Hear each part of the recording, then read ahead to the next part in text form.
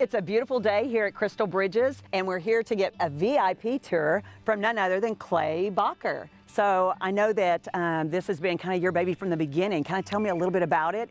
From the beginning, it was an incredible project to start with, mainly because our founder had this incredible vision that this museum would be really even more than just an art museum, that it would be a place to immerse yourself in nature and also spark your imagination with incredible architecture as well.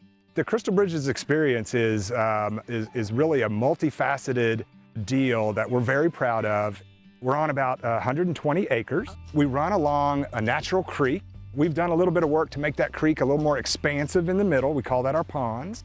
We've grown. We have almost 5 miles of trails, and we have all different types of trails. We've got trails that dive off into the depths of the forest. We have more accessible trails like this that literally link the south entrance right to the square in Bentonville. We really already had this incredible Ozark forest here. It was basically an oasis in the middle of town, but we hope we have enhanced it a little bit, added some splashes of color and some texture and some topography just to make it that much more interesting for our guests.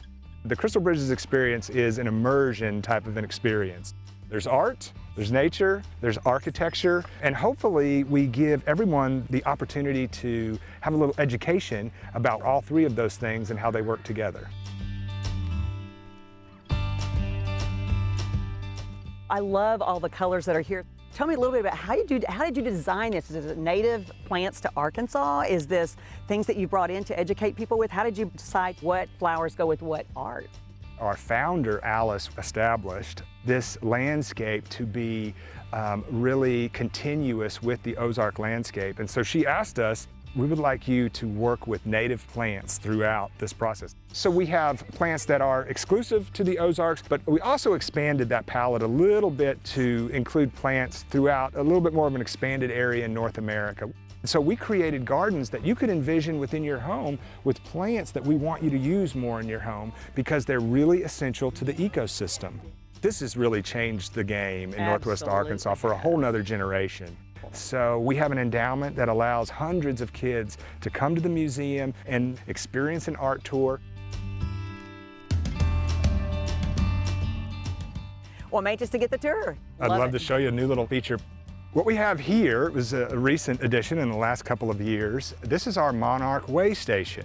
It was certified by Monarch Watch. What we have done here is we've created basically a pollinator garden, but it will produce flowers throughout the summer so that different pollinators, namely a variety of different butterflies, have the opportunity to use these plants in their reproductive process.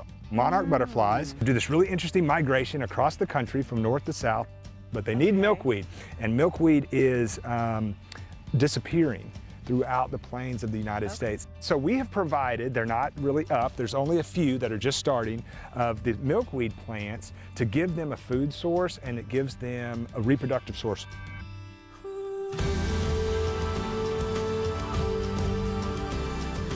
So this has been fantastic. I also hear there's a Skyspace, and yes. I'd love to kind of see what that's all about. Yeah, so a work of art by artist James Terrell.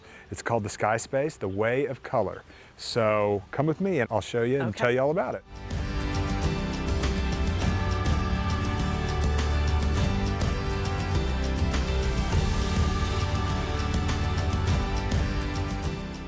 Mr. Terrell's been known for many years as an artist who's almost part scientist. I mean, he really, all of his art is visual in nature.